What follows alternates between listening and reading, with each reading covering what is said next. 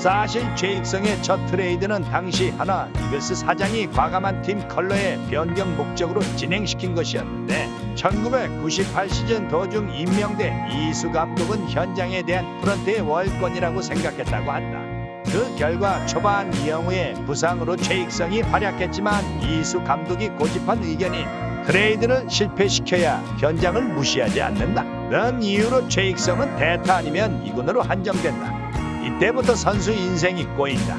이런 상황에도 불구하고 올스타 1999년 베스트 9에 선정되기도 했고 1999년 한국 시리즈에서 주전으로 활약해 팀의 우승에 기여하는 등 자신의 능력을 보여준다.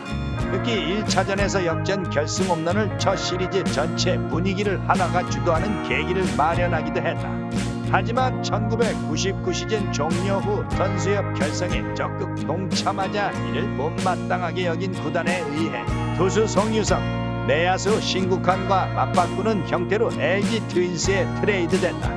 이광은 당시 LG 감독은 최익성이 꼭 필요했기 때문에 트레이드에 나섰다고 말했다.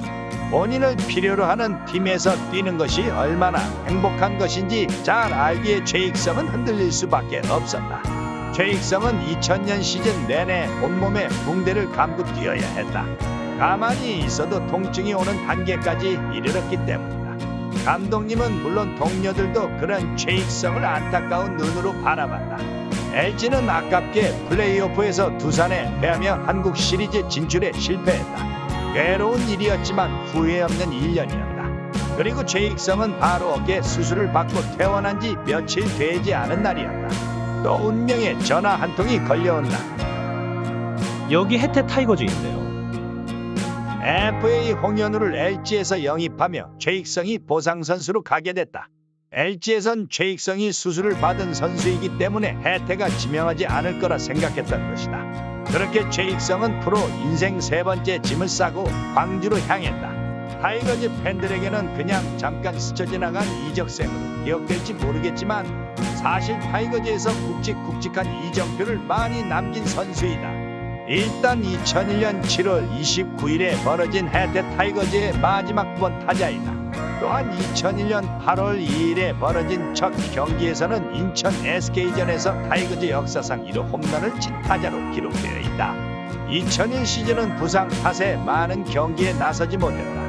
그러나 시즌 마지막 경기에서는 4번 타자를 칠 정도로 회복됐고 신뢰도 얻고 있었다. 그렇게 2021 시즌을 마무리하고 2002 시즌을 준비하고 있었다. 하지만 최익성은 스프링 캠프 명단 제외라는 날벼락을 맞게 된다. 엎친 데 덮친 격으로 뺑소니 차량에 교통사고까지 당했다. 병원 침대에 누워 있었지만 가슴이 터질 것 같았다. 그렇게 시작된 2002 시즌은 최익성에게 최악이었다. 원인 모를 고열에 시달려 병원에 실려가기도 했고 훈련 방식에 대한 문제로 한 코치에게 뺨을 맞기도 했다. 그렇게 시즌의 절반이 흘러갔다. 그러던 어느 날 지금은 고인이 되신 김만우 코치가 최익성을 불렀다. 익성아, 내가 겪은 모든 상황들에 대해 내가 사과할게. 넌 잘못 없다. 그리고 너 같은 놈은 꼭 잘 돼야 한다. 힘들겠지만 이겨내라. 최익성은 눈물이 났다. 최익성은 마음을 다잡기 위해 어디론가 떠나고 싶었다. 김 코치의 도움으로 이틀간 휴가를 낼 수 있었고 그렇게 곧장 길을 떠났다. 다음날 아침 또 전화벨이 울렸다. 내가 현대로 트레이드 됐다는 것이었다. 너무 기뻤다. 새로운 팀에서 다시 야구를 할 수 있다면 그걸로 됐다. 월드컵의 열기로 온 나라가 들썩이던 그때 최익성은 홀로 짐을 꾸려 수원으로 떠났다. 현대로 옮긴 뒤 새롭게 맞은 2003 시즌 역시 출발은 좌투수 전문 타자였다. 최익성은 기회만 엿보고 있었다. 하지만 이번에도 부상이 먼저 발목을 잡았다. 시즌 초 잠실 경기였다. 머리 위로 날아가는 공을 잡기 위해 달리다 보니 어느새 펜스였다. 순간 이런 생각이 스쳐갔다. 끝까지 가면 공을 잡을 수는 있을 것이다. 펜스에 부딪힐 것이 분명했지만 망설이지 않고 펜스를 향해 돌진했다. 최익성 야구는 그런 것이니까. 공은 잡았지만 무릎을 다쳤다. 결국 최인성은 2군으로 내려갈 수밖에 없었다. 이후 1군으로 돌아가지 못했다. 2군에선 좋은 성적을 내고 있었지만 부름을 받지 못했다. 한국 시리즈를 앞둔 연습 경기서는 구타수 7안타를 쳤지만 엔트리에 포함되지 못했다. 그렇게 현대와도 이별이었다. 이번엔 친정팀 삼성에서 연락이 왔다. 단장님까지 직접 연락을 해오셨을 만큼 적극적이었다. 하지만 삼성에서도 좀처럼 기회를 얻지 못했다. 최익성은 다른 선수들과는 출발부터 다른 선수다.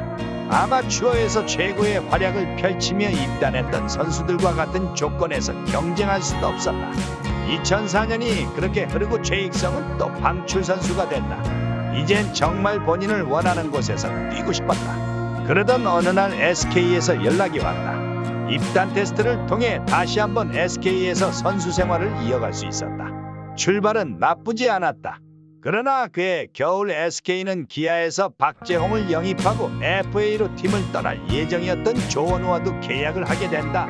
한순간에 외야가 포화 상태가 됐던 것이다. 최익성은 시범 경기서 9타수 5안타 2홈런에 맹타를 휘둘렀고 개막 엔트리에 포함된다. 작은 전투에서 승리한 것이다.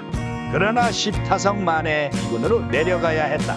결과적으로 2005년이 끝난 뒤 SK에서 다시 방출된다. 구단의 코치 제안까지 거절한 그는 거리로 나앉게 됐지만 포기는 없었다.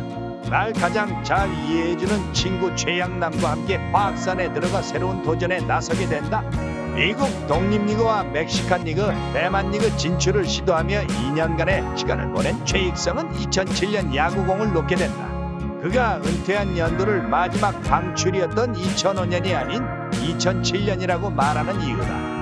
은퇴 후 해설위원과 프로야구 선수협의회 등에서 활동한 그는 아마추어 및 사회인 선수들의 야구 강습과 프로 선수들의 재활을 돕는 저니맨 야구사관학교를 설립했다. 나아가 저니맨 외인구단이라는 독립야구단을 만들어 첫 리그에서 우승까지 일궈낸다.